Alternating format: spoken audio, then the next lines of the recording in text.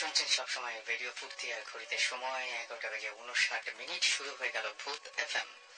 এবং ভূত এফএম এ আপনারা যারা এখন আমার সঙ্গে রয়েছেন তাদের সবাইকে আমি স্বাগত জানাচ্ছি। আমি রাসেল। আর আমরা খুব রিসেন্টলি আমাদের এই উইকে অনেক ঘটনা ঘটেছে। এর মাঝখানে পুরো উইক জুড়েই দুর্গা পূজা ছিল এবং গতকালকে বিজয়া দশমীর মাধ্যমে সেই সারা দেশব্যাপী যে শারদীয় দুর্গা উৎসব, সেই দুর্গা উৎসবের অবসান হয়েছে এবং যারা হিন্দু সম্প্রদায়ে যারা রয়েছেন তাদের সবাইকে দুর্গাপূজার আরো একবার শুভেচ্ছা জানাচ্ছি। গতকাল রাত পর্যন্ত ঢাকা এবং আমি শুনেছি বাংলাদেশের বিভিন্ন জায়গাতেই প্রচন্ড গরম পড়ছিল। আজকে রাত্রে মোটামুটি সেটা সহনীয় হয়েছে। আজকে সকাল থেকেই বাংলাদেশের বিভিন্ন জায়গায়, এমনকি ঢাকায় বিকাল থেকে, ঠিক বিকাল না, দুপুর থেকে দেখা গেছে যে বৃষ্টি এবং তারপরে ওয়েদারটা বেশ সহনীয় হয়েছে। এবং এই সহনীয় আবহাওয়ায় আমার মনে হয় যে ভূত এফএমটা অনেক বেশি ভালো লাগবে আপনাদের সবার কাছে। আজকের এই রাতটা ভূত এফএমের সাথে আপনাদের যে সমস্ত এক্সপিরিয়েন্স, সেই এক্সপিরিয়েন্স শেয়ার করার জন্য আমি এখনই জানিয়ে দিচ্ছি যে আমাদের যে এসএমএস করার নিয়মটি, মোবাইলের মেসেজ অপশনে গিয়ে টাইপ করুন SHOUT শাহস, আপনার নাম, স্পেস, আপনার মেসেজ পাঠিয়ে দিন 9840 নাম্বারে। যারা আমাদের স্টুডিওতে আসতে চান বা যাদের এক্সপিরিয়েন্স গুলো আপনারা চান যে আমরা ভূত এফএমে আপনাদের এক্সপিরিয়েন্স গুলো পড়ে শোনাই, তারা আমাদেরকে ইমেল করতে পারেন। সরাসরি লিখে ফেলুন bhutfm@radiofurti.fm। স্পেলিংটা বলি, PHOOTFM@radiofurti.fm। এখানে আপনারা ইমেল করতে পারেন নাম, ঠিকানা এবং ফোন নাম্বার সহ। অবশ্যই এমন ফোন নাম্বার দেবেন যে ফোন নাম্বারে অবশ্যই আপনাকে পাওয়া যাবে। এছাড়াও আরো অনেক ঘটনাই আমরা দেখেছি যে এই উইকের মধ্যেই ঘটেছে এবং এই উইকেই আমরা শুনতে পেয়েছি যে আমাদের খুবই তথ্য প্রযুক্তিতে বিশেষ অবদান রাখা স্টিভ জবস তিনি মারা গিয়েছেন 5 অক্টোবর। সুতরাং তার প্রতি আমরা গভীর সমবেদনা জানাচ্ছি। আর সেই সাথে আমার কাছে বেশ কিছু এক্সপিরিয়েন্স রয়েছে, সেই এক্সপিরিয়েন্স গুলো শেয়ার করবো। আপনাদের এসএমএস গুলো তো পড়বোই একে একে। আমি শুরুতেই একটা এসএমএস দিয়ে শুরু করি এবং সেই এসএমএসটি এসএমএস না, ইমেল দিয়ে শুরু করি এবং এই ইমেলটি আমাদেরকে পাঠিয়েছেন সৌদি আরব প্রবাসী একজন বাঙালি। এবং থ্যাংক ইউ এত দূর থেকে আমাদের সঙ্গে থাকার জন্য এবং আমাদেরকে আপনার এক্সপিরিয়েন্স শেয়ার করার জন্য। আচ্ছা, তিনি লিখেছেন আসসালামু আলাইকুম। ওয়ালাইকুম সালাম। আমি ফুয়াদ, সৌদি আরবিয়ার রাজধানী রিয়াদ থেকে লিখছি। আমি ভূত এফএম এর রেগুলার লিসনার। আমি আপনাদের সাথে একটি ঘটনা শেয়ার করতে চাই। এটা নিজের এক্সপিরিয়েন্স থেকে লিখছি। আমি প্রায় আমার বিজনেসের কাজে সৌদি আরবের বিভিন্ন শহরে গিয়ে থাকি। ম্যাক্সিমাম টাইমে আমার দাম্মামে যাওয়া হয় এবং দাম্মামে যাওয়ার পথে একটি জায়গা আছে এবং যেখানে অনেকেই মেইন রাস্তা থেকে নিজের অজান্তেই সরে যায় এবং বারবার একই জায়গায় ঘুরতে থাকে। এখানে অনেক প্রফেশনাল ড্রাইভাররাও রাস্তা ভুল করে। আমার পরিচিত অনেকের সাথে এরকম ঘটেছে। একবার বরাবরের মতো আমি রিয়াদ থেকে সন্ধ্যাবেলা দাম্মামের উদ্দেশ্যে রওনা করি। ওখানে পৌঁছাই, নর্মালি পৌঁছাতে 4-5 ঘন্টা লাগে। রাতে আমি একাই ড্রাইভ করছিলাম। আমার গাড়ি ছিল, গাড়ি তিনি মডেল নাম্বারটা বলেছেন সেটা নাই বললাম। গাড়িতে আর কিছুই ছিল না। দাম্মাম থেকে 100 কিলোমিটার দূরে হাইওয়ে সাইনবোর্ড ক্রস করার কিছু পরে দেখলাম যে এক বুড়ো ভদ্রলোক তিনি হাত দিয়ে গাড়ি থামানোর জন্য ইশারা করছেন। যেহেতু আমি আগে থেকে জানতাম যে এরকম কিছু হতে পারে এবং তখন গাড়ি থামানো উচিত না, তাই আমি স্পিড না কমিয়ে এগিয়ে গেলাম এবং সামনে একটি ট্রাক ও একটি মাইক্রোবাস পড়লো। আমি ওগুলো ওভারটেক করলাম এবং ড্রাইভারকে এক ঝলক দেখে নিলাম। কিছুক্ষণ পর আবার ওই সাইনবোর্ড ক্রস করলাম, অর্থাৎ একটু আগে যে সাইনবোর্ডটা ক্রস করেছিলেন তিনি, এবং দেখি যে এবার একটা মেয়ে গাড়ি থামানোর জন্য ইশারা করছে। আমার তখন কিছুটা অস্থির লাগছিল। এরপর দেখলাম সামনে আবারও ওই ট্রাক এবং মাইক্রোবাস। এবার আমি ওগুলোর নেম প্লেট এবং নাম্বার ভালো করে দেখে রাখলাম। এরপর গাড়ি দুটোকে ক্রস করলাম। ওই সময় আবার ড্রাইভার দুজনকে দেখলাম, তারা সেম ছিল। কিছুক্ষণ পর আবার যখন ওই একই সাইনবোর্ড ক্রস করলাম তখন আমি ভয় পেলাম, ভাবলাম একই রাস্তায় কেন বারবার ঘুরছি। এবার একটি বাচ্চা গাড়ি থামাতে ইশারা করছে, কিন্তু এবারও গাড়ি না থামিয়ে আমি চালিয়ে গেলাম এবং এবার সেই ট্রাক এবং মাইক্রোবাসের নাম্বার প্লেট দেখলাম। এবার গাড়ি দুটো ক্রস করার সময় দেখলাম গাড়িতে কোনো ড্রাইভার নেই। আমি ভালোভাবে খেয়াল করলাম, এবার আমার খুব ভয় হচ্ছিল, হাইওয়েতে কোনো গাড়িও ছিল না। একইভাবে আবার কিছুক্ষণ পর আমি ওই একই সাইনবোর্ড ক্রস করলাম, কিন্তু এবার রাস্তাটিতে কেউ ছিল না। এবার আমি ভাবলাম মেবি এবার আমি ঠিকভাবে পৌঁছে যাব, সামনেও ওই গাড়ি দুটো আর চোখে পড়ছিল না। কিছুক্ষণ পর আমার গাড়ির পেছনের গ্লাসে মনে হলো কেউ নক করছে। আমি রিয়ার ভিউ মিররে দেখলাম আমার গাড়ির পেছনে যেটা বনেট, সেখানে তিনজন মানুষের মতো বসে আছে। রাতের অন্ধকারে তাদের ফেস ভালো মতো দেখতে পাইনি। আমি তখন ভয়ে স্পিড আরো বাড়িয়ে দিই। কিছুক্ষণ পর আমি রাস্তায় হাইওয়ে ট্রাফিক পুলিশের গাড়ি দেখতে পেলাম। সাথে সাথে আমি গাড়ির কাছে গিয়ে থামলাম, কিন্তু যখন আমি গাড়ি থেকে নামি দেখলাম পেছনে কেউ নেই। আর এরপর পুলিশকে বললাম যে আমি একই রোডে অনেকক্ষণ থেকে ঘুরছি। এরপর পুলিশ আমাকে সাথে নিয়ে দামাম সিটিতে নিয়ে গেল। এর মাঝে আর কিছু হয়নি, এরকম আগে আর কখনো আমার সাথে হয়নি। ওটা ছিল আমার দামামের লাস্ট ট্রিপ, আর কখনো ওখানে যাওয়া হয়নি। আমাদের সাথে ঘটনাটা তিনি শেয়ার করতে পেরে তার অনেক ভালো লেগেছে জানিয়েছেন, এবং তিনি বলেছেন যেহেতু অনেক দূরে থাকেন সুতরাং আমাদের সাথে এসে এই ঘটনাটি নিজে শেয়ার করতে পারেনি, বাট আমরা পড়ে ফেলেছি ঘটনাটি। আপনাদেরকে যারা বলবো, যারা এই মুহূর্তে শুনছেন আমাদেরকে, আপনাদেরও নিশ্চয়ই অনেক ঘটনা রয়েছে। সেই ঘটনাগুলো আমাদের সাথে শেয়ার করতে হলে মোবাইলের মেসেজ অপশনে গিয়ে টাইপ করুন SHOUT শাউট, স্পেস দিয়ে আপনার নাম, স্পেস দিয়ে আপনার মেসেজ, আর পাঠিয়ে দিন 9840 নাম্বারে। আমি দেখতে পাচ্ছি যে এই মুহূর্তে আমাকে কণা SMS করেছেন। আমাকে SMS করেছেন মিম এবং কাশফি ময়মনসিং থেকে। অনেকদিন পর রেডিও ফুর্তির গানে উপস্থিত আছেন। গতদিন তিনি তার ঘটনা শেষ করতে পারেননি, বিকজ আমরা সেদিন ঘটনাটা তাড়াতাড়ি করে শেষ করে দিয়েছিলাম এবং বলেছিলাম যে পরবর্তীতে আবার ঘটনাগুলো শোনাবো। তো তাদের মধ্যে একজন, আপনার নামটা একটু বলবেন? হ্যালো লিসনার্স, আমি ইমতিয়াজ, রাজশাহী ইউনিভার্সিটি ইংলিশ ডিপার্টমেন্টের এক্স স্টুডেন্ট। ওকে, সো আজকে আপনি একটা ঘটনা শোনাবেন এবং ঘটনাটা বেশ বড় এবং ভয়ের, তাই না?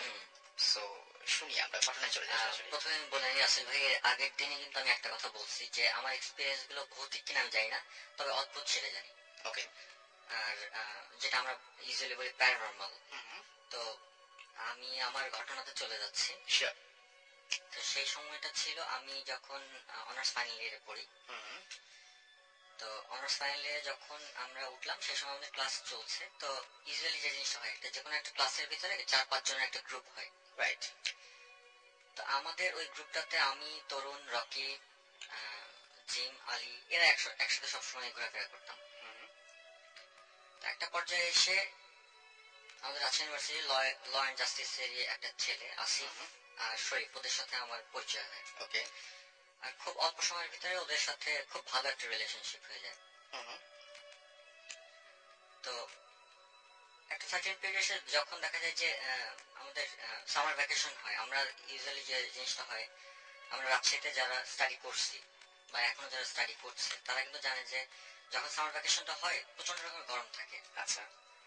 তো যখন দেখা যায় ইনটলারেবল, একদমই ইনটলারেবল, আর সহ্য করা যাচ্ছে না, ঠিক সেই মুহূর্তে দেখা যায় সামার ভ্যাকেশনটা শুরু হয়ে যায়। ওকে। তো মোটামুটি সামার ভ্যাকেশনের 3-4 মাস আগে আসিফ, শরীফ, ওদের সাথে আমার পরিচয় হয়। তো আমাদের সার্কেলে ওরা ইনক্লুডেড হয়ে যায়। আচ্ছা। তো যখন সামার ভ্যাকেশনটা শুরু হয়, তো তার 2-3 দিন আগে আসিফ আমাদেরকে ডেকে নিয়ে বলছে যে এরকম ইমতিয়াজ, একটা কাজ করি, আর তো 2-3 দিন পরে সামার ভ্যাকেশন শুরু হচ্ছে। তো আমাদের সবাইকে, আমাদের সার্কেলে যারা ছিল সবাইকে বললো যে এরকম, সবাইকে নিয়ে বসছে, বসার পর বলছে যে এরকম তাহলে একটা কাজ করি, আমাদের বাসা গোপালগঞ্জ থেকে ঘুরে আসি। তো এখানে তরুণ যে কাজটা করলো, তরুণ বললো কি যে ওর বড় ভাইয়ের জন্য তখন মেয়ে দেখা হচ্ছে। তো বললো যে আমি সময় দিতে পারবো না, আমার পক্ষে সম্ভব না।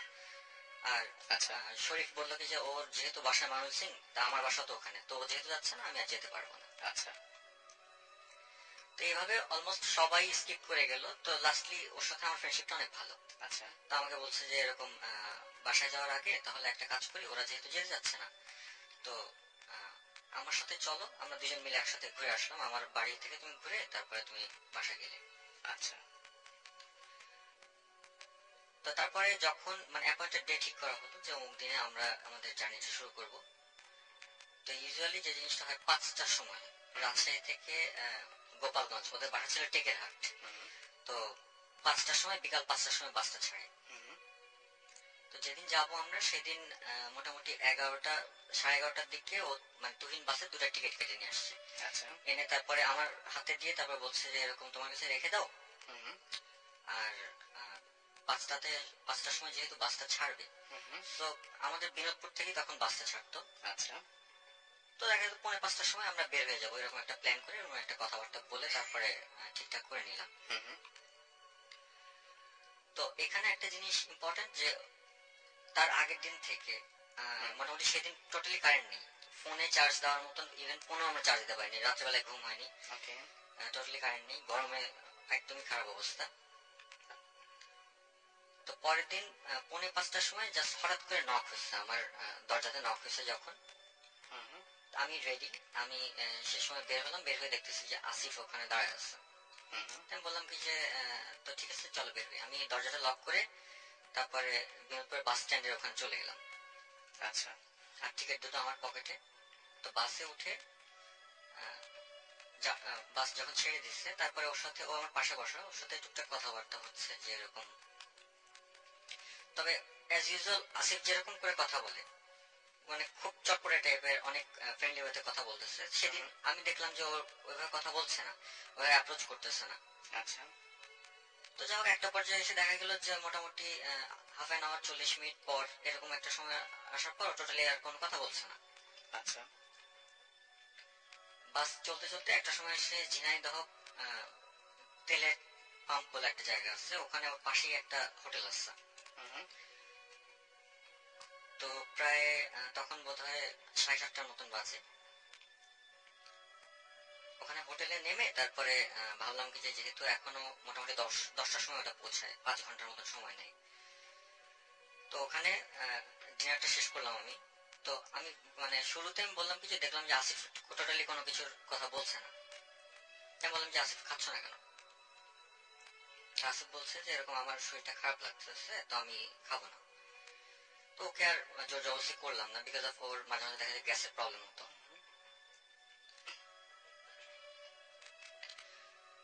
তো খাওয়া দাওয়া শেষ করার পর আমি বললাম যে আচ্ছা তো তুমি তো কিছু খেলে না, তাহলে তুমি একটা কাজ করো, অ্যাটলিস্ট চা সিগারেট খাও। তো ও তখন বলতেছে যে না আমি চা সিগারেট কোনটাই খাবো না, বিকজ অফ আমার ভালো লাগছে না, আর আমি চা সিগারেট খাওয়া ছেড়ে দিচ্ছি। তো আসিফের ক্ষেত্রে যে জিনিসটা হয়, ও মোটামুটি মাসের ভিতরে যে কাজটা করতো, মাসের ভিতরে মোটামুটি 2-3 বার করে ও সিগারেট ছেড়ে দিত, তারপরে 2-3 দিন বাদ দিয়ে তারপরে দেখা যাচ্ছে 2-3 দিন পর হঠাৎ করে নওশাদ ভাইয়ের দোকানে ও চুপচাপ করে বসে সিগারেট খাচ্ছে। আমি ভাবলাম যে আর ওই সময়টাতে দেখা যায় ও মেকআপ করে ফেলতেছে, যে 2-3 দিন যে সিগারেটটা খাইনি ওই কয়েকদিনে দেখা যায় মেকআপ করে ফেলতেছে।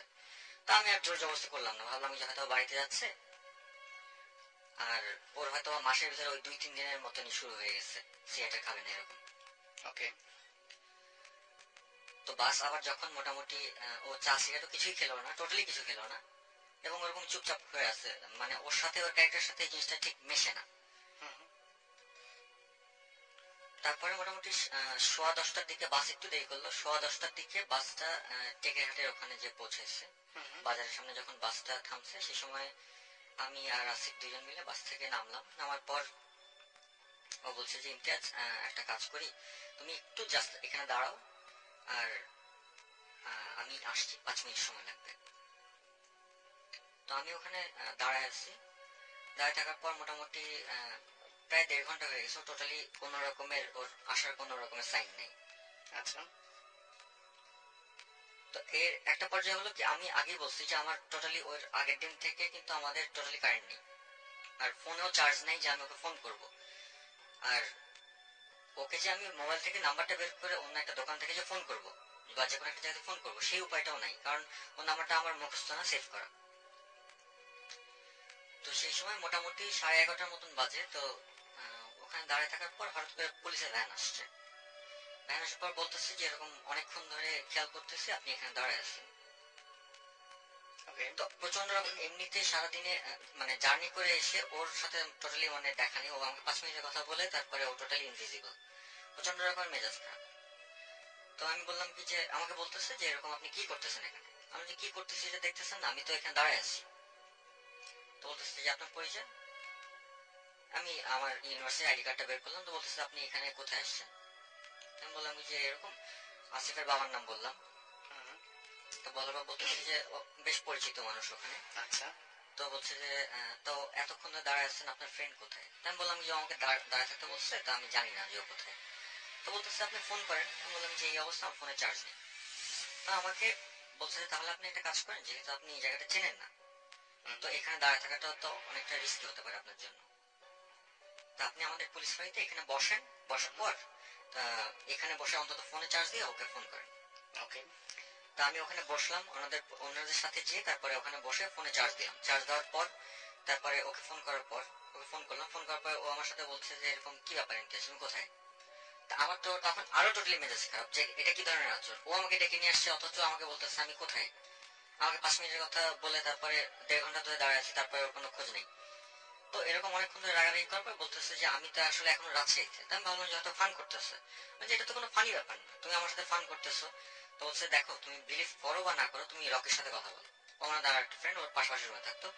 ও আমাকে বলতেছে হ্যাঁ আসিফ তো এখনো রাজশাহীতে। আমি তখন টোটালি মানে ওর কথা শোনার পরে আমি আর মানে অবিশ্বাস করতে পারলাম না।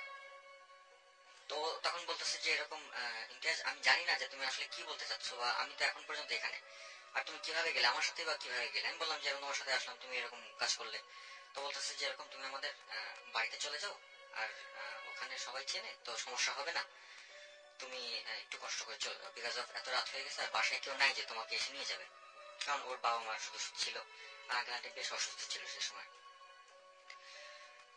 তো এরপর আমি ওখানে ওদের ওখান থেকে আমি বললাম যে এরকম আচ্ছা ঠিক আছে আমি ওখান থেকে চলে যাচ্ছি। তো এখানে নদী ছিল, কুমার নদী। তো নদীটা ক্রস করে আমি জাস্ট ওপারে চলে গেলাম। ওপারে যাওয়ার পর একটা রিক্সা পেলাম, 2-3টা রিক্সা ছিল। আমি একটা রিক্সা বললাম যে এরকম আমি অমুকের বাড়িতে যাবো। তো রিক্সাটা ঠিক করার পরে মোটামুটি 10 মিনিটের মতন চলছে, মানে টোটালি কিন্তু কোনো কারেন্ট নেই, একটা গ্রামাঞ্চলের মতন। তো কারেন্ট নেই। তো আমি 10-15 মিনিটের মতন চলার পর তারপর রিক্সাওয়ালা বলতেছে ভাই আমি আর যাবো না।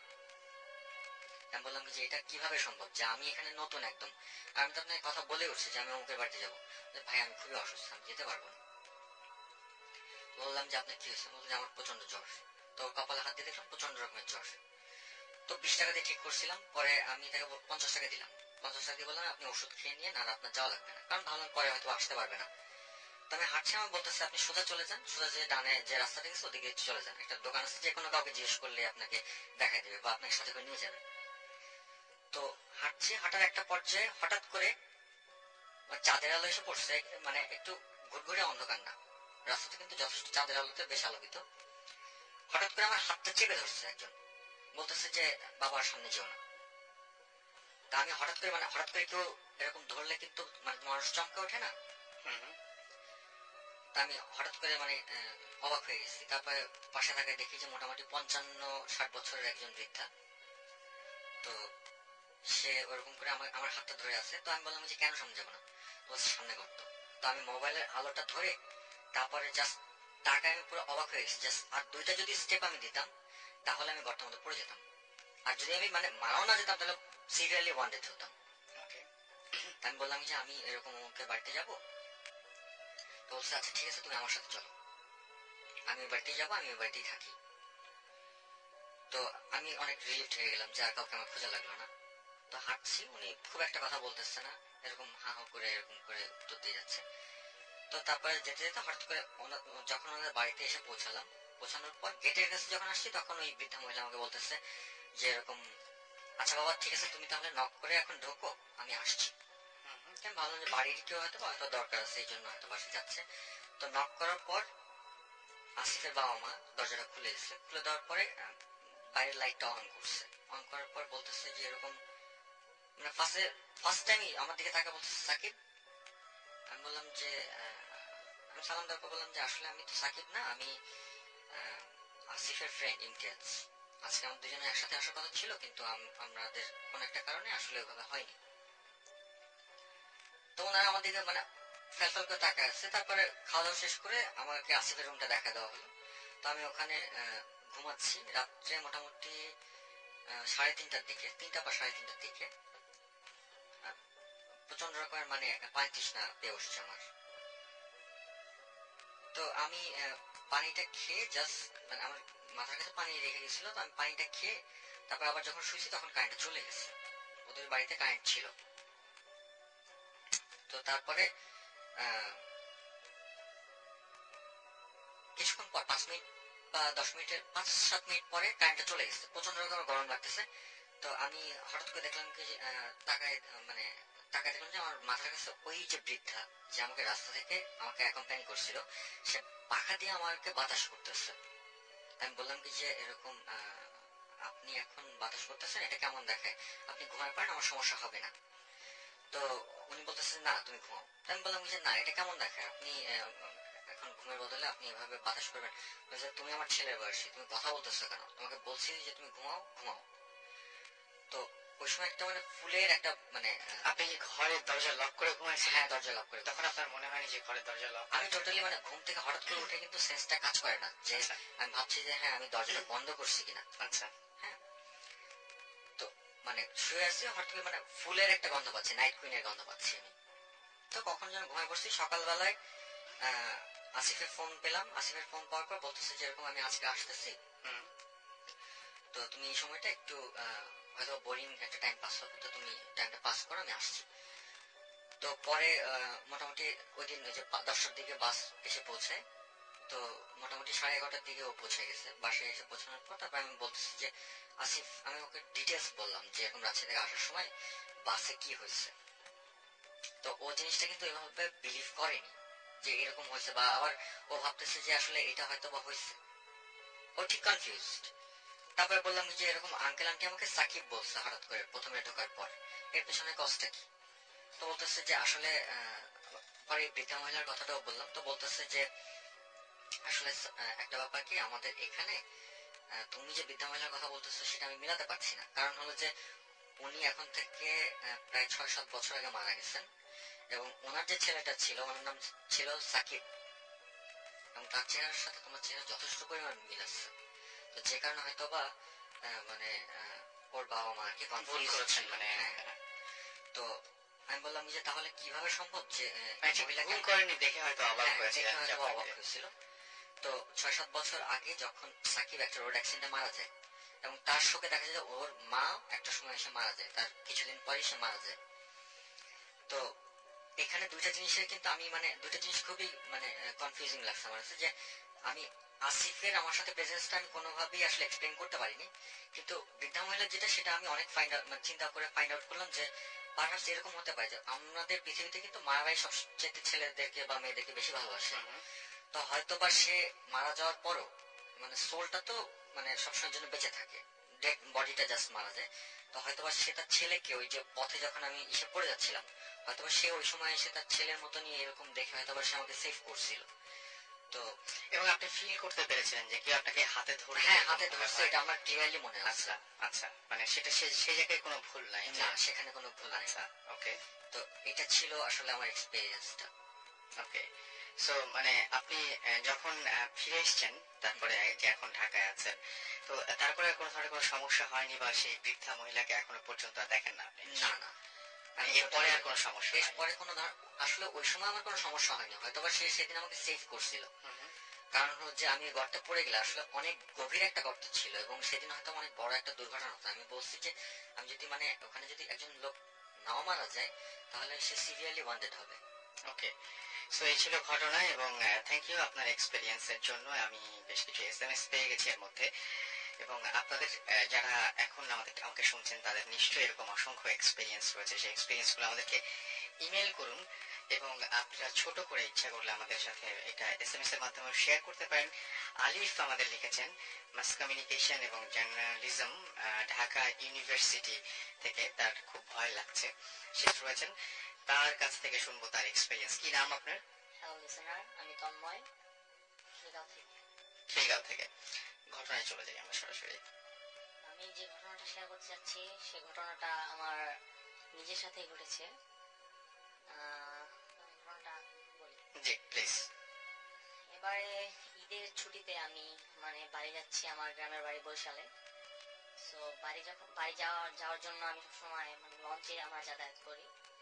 তো বরাবরের মতোই আমরা মানে আমি আর আমার দুটো ফ্রেন্ড আকাশ অ্যান্ড আর একটা ফ্রেন্ডের নাম বুলেট, আমরা তিনজনে মিলে মানে যাওয়ার জন্য প্রোগ্রাম করি। এটা ঈদের 4-5 দিন আগে। তো আমরা 3 ফ্রেন্ড, দুটা কেবিন নেই লঞ্চে।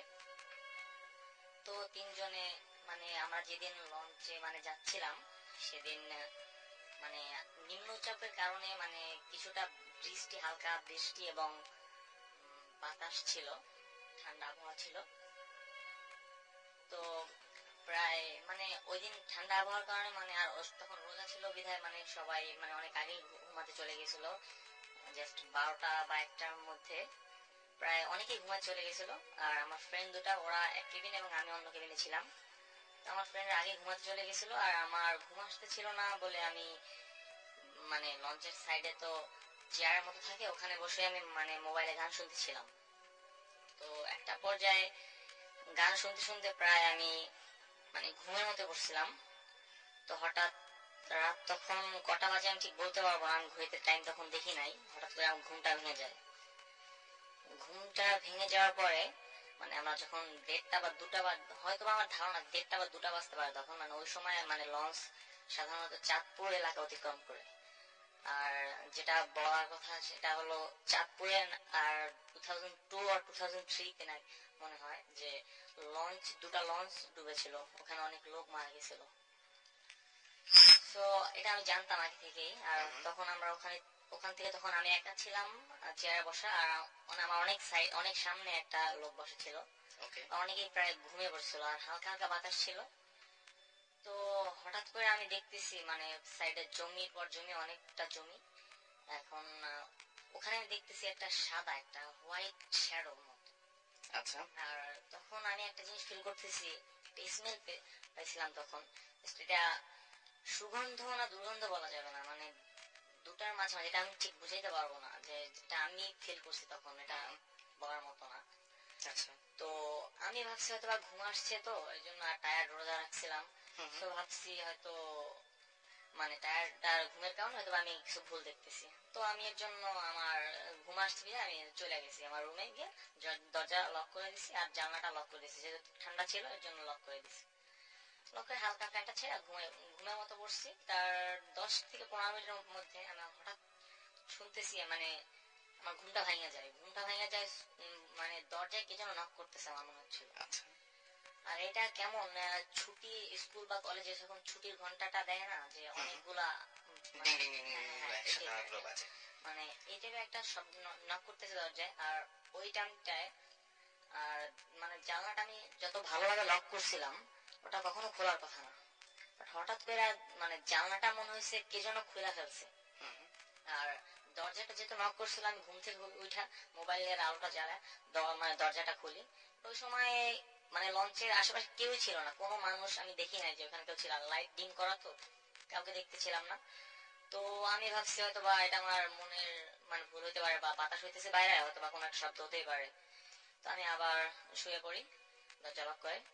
তো দরজা লক করে ঘুমানোর কিছুক্ষণ পর আমি যেটা মানে দেখি যে একটা মানে মানুষ না ঠিক বলতে পারবো না, আমি ছেলে না মেয়ে এটা আমি ঠিক বলতে পারবো না, ঠিক জাস্ট দেখতেছি মানে একটা লাশ যদি 7-8 দিন পানিতে ভিজায় রাখে তো সেটার অবস্থা যেমন হয় পরিচয় যায়, মানে ভেসে আসা লাশগুলো দেখতে যেরকম হয় এই টাইপের, যে মাংস মানে গাল থেকে খোসা খোসা পড়তেছে, এই টাইপের একটা মানুষ মানে আমাকে কাছে রাখতেছে। তার মানে হাতের মাংসগুলো কেমন যেন খোসা খোসা পড়তেছে, মানে এতটা মানে বুঝতে পারবো না ছিল। হ্যাঁ, আর ওটা আমার তার কাছের দিকে রাখতেছে। তো এটা দেখে আমি ঘুম ভাঙা যায় আমার। তো আমার পাশের কেবিনে যেটা আমার ফ্রেন্ডরা ছিল, তো আমি ওদেরকে ওই সময় মানে আমি যে বের হবো এরকম আমার শক্তি আমার গায়ে ছিল না, আমার শক্তি মনে হয় আমি হারিয়ে ফেলছিলাম। তো আমি তখনই আমার ফ্রেন্ডদের ফোন দিই, বাট ওরা মনে হয় ঘুমিয়ে পড়ছিল বা কি, মানে সাইলেন্ট করে মনে হয় হয়তো বা ঘুম দিছিল যে কোনো ফোনটা রিসিভ করতে পারে না ওরা। তো তখন আমি দরজাটা খুলে লঞ্চের মানে শেষ দিকে মানে বেসিন আছে, ওখানে আমি মানে ফ্রেশ হওয়ার জন্য চলে যাই। আচ্ছা। তো আমি যখন মানে মানে পানির ট্যাপটা ছাইরা চোখে যখন দেই, চোখে মানে পানি দিয়ে আমি সামনে তো গ্লাস ছিল, আয়নার দিকে আমি তাকাই। তো তাকানোর পর আমি যেটা দেখি যে আমার পিছনে জাস্ট আমি স্বপ্নে যেটা দেখছি ওই টাইপের একটা মানুষ আমার আবার ওই একই হাত দিয়ে আমার মানে তার কাছে আমার ডাকতেছে। মানে আপনি এবার দেখছেন গ্লাসের ভেতর দিয়ে, গ্লাসের ভেতর গ্লাসের ভেতরে ওই মানুষটাই, ওই মানুষটাই ওই অতদিন ধরে যে পানিতে পড়ে থাকলে যেরকম হবে সেই মানুষটাই হাত দিয়ে ইশারা করে আপনাকে তার দিকে ডাকছে। ওকে। তো এটা দেখে আমি অবশ্যই ভয় পাওয়ার কথা, কারণ বিভৎস একটা। তখন কয়টা বাজবে তাও রাত? তখন আমি যেহেতু আমি ঠিক টাইমটা বলতে পারবো না, কারণ আমি এখন দেখি নাই, তখন আমি দেখি নাই, ওকে। বাট 2-3টা তো বাজবে, মানে বাজার পর, মানে আন্দাজ করে বলছেন। হ্যাঁ। Okay fine. তারপরে তো আমি পিছনের দিকে তাকাই, বাট তাকানোর পর আমি দেখি যে আমি আয়নার মধ্যে যেটা দেখছি বাট পিছনে সেটা দেখতে পাচ্ছি। তো আমি আবার মানে চোখে পানি দিয়া মানে আবার তোর টেপটা বন্ধ করে দেয়। তো দেন আমি যখন আবার মানে গ্লাসের দিকে তাকাই, একই চিহ্ন। ও তার মানে আপনি ভাবছিলেন যে হয়তো ভুল হতে পারে বা ভুল হতে পারে, কিন্তু আবার আমি একই জিনিস সেকেন্ড আবার দেখছেন। আচ্ছা। তখন আমার মধ্যে একটা ভয় কাজ করে যে সামথিং ইজ রং, এখানে কিছু একটা আছে অবশ্যই। তো তখন আমি চিন্তা করি যে আমার এখান থেকে অবশ্যই আমার ঘটনাটা ফেস করতে হবে, এখান থেকে ভয় ভয় পেলে তো আমি কিছু একটা হতে পারে। তো এর জন্য আমি চোখটা বন্ধ করে, তখনই চোখটা বন্ধ করে ঘুরে জাস্ট কোনো কিছু চিন্তা না করে সোজা একটা দৌড়ে, মানে আমি যতক্ষণ পারি, মানে আমার যতটুকু শক্তি, আমার মনে হচ্ছে কেউ আমার পাওয়াটা টেনে ধরতেছে, সামনে থেকে আগাতে পারছি না। আচ্ছা। তো কোনো রকমে আমি যাই, আমার পাশে কেবিনে আমার যে ফ্রেন্ডরা ছিল অনেকক্ষণ নক করার পর ঘুম থেকে উঠে। তো আমি আমার একটা ফ্রেন্ড ওর ডাইকে নিয়ে আসি যে দোস্ত দেখ তো তুই মিররের মধ্যে কিছু দেখতে পাচ্ছ কিনা। বলতেছে না তো, আমি কিছু দেখতে পাচ্ছি না। আমি তো একটু আগে দেখলাম, তুই কেমন দেখতে পাচ্ছিস না, মানে এখানে কি হয়েছে? ও আমার বলতেছে তুই মনে হয় সারাদিন রোজা রাখছো, তো হয়তো অনেক টায়ার্ড, এর জন্য কি না কি দেখতেছো, তুই ঘুমাইতে চলে যা। আমি বলছি দোস্ত আমি একা ঘুমাতে পারবো না, তুই আমার বেড়ে আয়, আমরা দুজন একসাথে শুই, আমরা দুজন মানে আজকে 8টা যে করে পার করি, পরে বোঝা যাবে।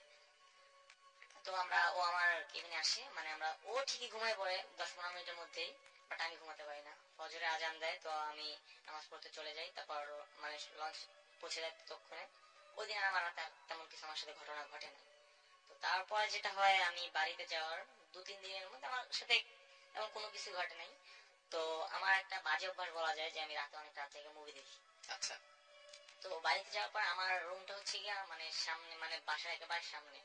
ও রুমে মানে আমি যাওয়ার পর রুমটা খুলে দেওয়া হয়, তাছাড়া ও রুমে কেউ শোয় না। তো মানে বাসার রুমের সামনেই মানে একটা বাঁশ ঝাড় বলে না, বাঁশের যে ওরকম একটা ঝোপ। তো অনেক ছোটবেলা থেকে শুনছি ওইখানে নাকি জিন থাকে, পড়ে থাকে, এরকম মানে বলতো, মানে আমার ছোটবেলায় লোকজন বলতো। আর তাছাড়া আমার ছোটবেলায় মানে বাচ্চাদের ভয় পাওয়ানোর জন্য যে বলা হতো, এটা ছোটকাল থেকে বলতো। তো আমি একদিন মানে মুভি দেখতেছি রাত্রে, পিসি অন করে মুভি দেখতেছি, কানে হেডফোন দিয়া, মানে হেডফোন লাগিয়ে মানে মুভি দেখতেছি। মুভি দেখার একটা পর্যায়ে মানে অনেকক্ষণ হয়ে গেছে, তো আমার ঠান্ডা লাগতেছে, মানে একটু শীত শীত লাগতেছে। এর জন্য ভাবলাম বারান্দার দরজাটা তো খোলা, ওটা আমি লক করে দিই। এর জন্য আমি মানে ওটা লক করার জন্য আমি মানে দরজার কাছে যাই। দরজার কাছে যাওয়ার পর একটা পা আমার মানে আমার রুম থেকে একটু মানে বারান্দায় পড়ে। তো এটা পড়ার পরে আমি যেটা ফিল করি, আমার পাটা মানে একটু মানে ভিতরে আমি আমার ঠান্ডা লাগছিল, ওই জন্য আমি দরজাটা লক করতে আসছি, বাট আমার পাটা বাইরে গেছে পর আমার মনে হচ্ছে কেমন যেন গরম লাগতেছে, আমার বাইরে প্রচন্ড গরম। তো আমি এটা ভাবা, আমি মানে কি ব্যাপারটা কি, এটা আমার বোঝার জন্য তো আমি সাহস করে একটু সামনে আগাই।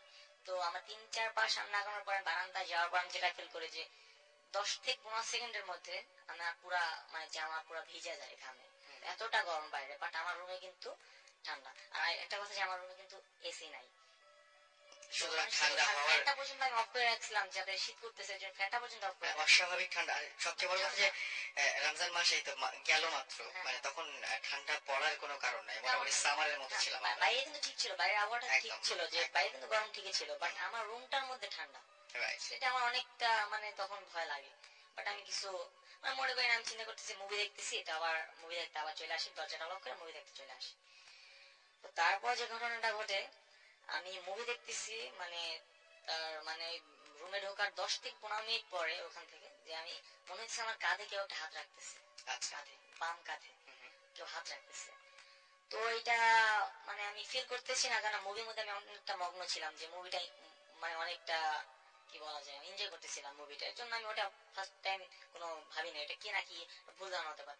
সেকেন্ড টাইম আমার মনে হইতেছে আবার কি যেন আমার এখানে হাত দিতেছে এবং ভিজা মানে আমার বাম কাঁধটা ভিজে যাইতেছে এরকম মনে হচ্ছে।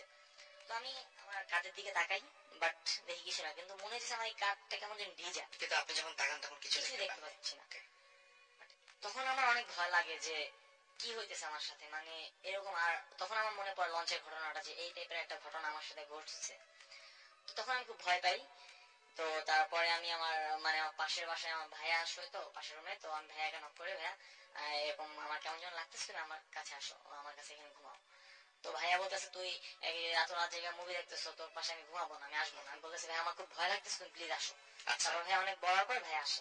আচ্ছা ভাইয়া আসার পরে ভাইয়া ঘুমায় মানে অনেকক্ষণ আমার সাথে কথা বলে, তারপর ভাইয়া ঘুমায় পড়ে। বাট আমার কিন্তু ভয়টা কাজ করতেছিল। আমি বাইরে গেলাম, বাইরে গরম লাগতেছে, আমার রুমে ঠান্ডা, বাট আমার কাঁধে কেউ হাত দিতেছে, আমার জামাটা মনে হচ্ছে ভিজে গেছে। আচ্ছা এরকম কিছু একটা প্যারানর্মাল আমার সাথে অনেক কিছু ঘটতেছে যা আমি কিছুদিন থেকে ফিল করতেছি, বাট আমি কাউকে বলি নাই, তখন আমার ফ্যামিলির কারো কাছে জানাইনি। আচ্ছা পরের দিন সকালে ফজর নামাজ পড়ার পরে আম্মুর কাছে আমি বললাম যে আম্মু এই টাইপের এই ঘটনাগুলো ঘটছে। আম্মু তৎক্ষণাৎ আব্বুর জায়গায় আব্বুর কাছে বলে। তো আমার ওখানে পীর আছে একটা মাদ্রাসা হুজুরের মতো, তার কাছে ওই দিন সকালে আব্বু আমার সমুদ্রে আপনাকে নিয়ে যায়। নিয়ে যায়। নিয়ে আচ্ছা যাওয়ার পরে হুজুর আমাকে দেখে, দেখার পরে মানে আমরা একটা রুমের মধ্যে যাই তো তিনজন। হুজুরে বলে বাবা তুমি একটু অন্য রুমে যাও, আমরা তোমার আব্বু আম্মুর সাথে একটু কথা বলি। আচ্ছা তারপর আমি বের হয়ে যাই।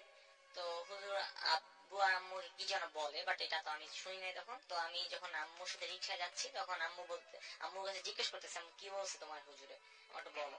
আম্মু বলতেছে থাকে এটা শোনার দরকার নাই, তুমি তোমার সাথে যা হয়েছে ওটা ভুলে যাও। আর হুজুর একটা তাবিজ দিছিল আমার, ওইটা তুমি পড়ো, সমস্যা নেই, সমস্যা হবে না। আমি বলছি কি হয়েছে, আমার তো বলবো আমার সাথে কি ঘটনা মানে ঘটছে, আপনার আমি নিজেরও শুনবো জানতে তো, তখন আমার তো ইচ্ছা জানতে করছিল হয় অবশ্যই আগ্রহ জাগছে যে আমি ওই দিন লঞ্চে বসে এরকম একটা বিভৎস দেখছি। বা কি হলো কি হলো আমার সাথে, অনেক রিকোয়েস্টের পর আম্মু আমার যেটা বলতেছে শোনো, তুমি যেদিন ওই মানে রাত্রে লঞ্চের সাইডে ছিলা, ওই দিন যে চাঁদপুর জায়গাটা অতিক্রম করতেছিলা, ওখানে অনেকগুলো লঞ্চ ডুবছে, কিন্তু ওখানে অনেক মানুষ মারা গেছে, মানুষ মারা গেছে, অনেক লাশ কিন্তু তখন পাওয়া গেছে। এটা কিন্তু খবর সব চ্যানেলে মোটামুটি অনেকেই জানে এটা, আচ্ছা যে ওখানে অনেক মানুষ মারা গেছে।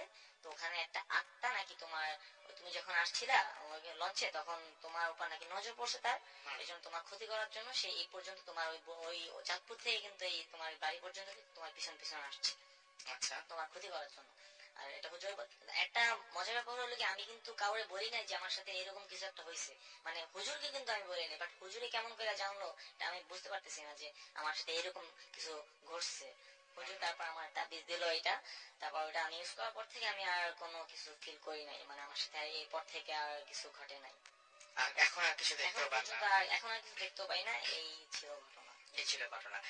সো আপনার মানে যে জিনিসটা হুজুর যেটা বলেছিল, হুজুরকে কি আপনার মা বাবা মানে আপনি কি দেখতে পেয়েছেন এরকম ধরনের কিছু শেয়ার করেছিল বলে মনে হয়? না আমার মা বাবা শেয়ার করেছে বলে এমন কিছু মনে হয় না, যে আমি এটা আমি ঠিক জিজ্ঞেস করি নাই। বাট আমার আম্মু আব্বু যতটুকু বলছে হুজুরই নাকি তাদেরকে বলছে, যে আমাকে দেখার পর হুজুর সবগুলো আম্মু তার আম্মু আব্বুর কাছে বলছে যে এই টাইপের ঘটনাগুলো ঘটছে, আমাকে সে ওই রুম থেকে তৎক্ষণাৎ বেরো যেতে বলে। আর আমার চেহারা দেখে সে বুঝতে পারে যে কিছু একটা হয়েছে আমার সাথে, বুঝতে পারে।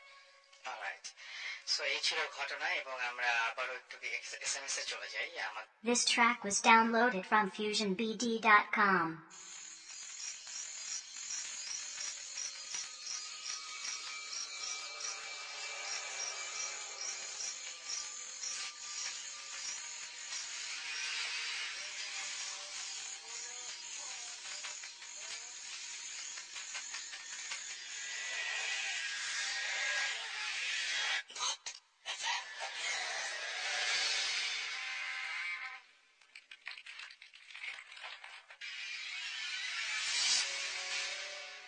শুনছেন সবসময় রেডিও ফুর্তি করিলে, সময় রাত 12:58 আর চলছে ভূত এফএম, সাথে আছে রাসেল। একটার পর একটা দারুণ দারুণ সব ঘটনা আমরা শুনছি এবং আপনাদের এসএমএস ও পাচ্ছি। প্রফুর আমাকে এসএমএস করেছেন উত্তরা থেকে যে ভাইয়া খুব ভালো লাগছে। আমাকে তাজওয়ার এসএমএস করেছেন মগবাজার থেকে যে আমি আমার স্টোরি শেয়ার করতে চাই। আমি তো আপনাকে অ্যাড্রেস দিয়ে দিয়েছি, ভূত এফএম @radiofurti.fm। যারা স্পেলিং এ যাদের কনফিউশন আছে তাদেরকে বলি, BHTTFM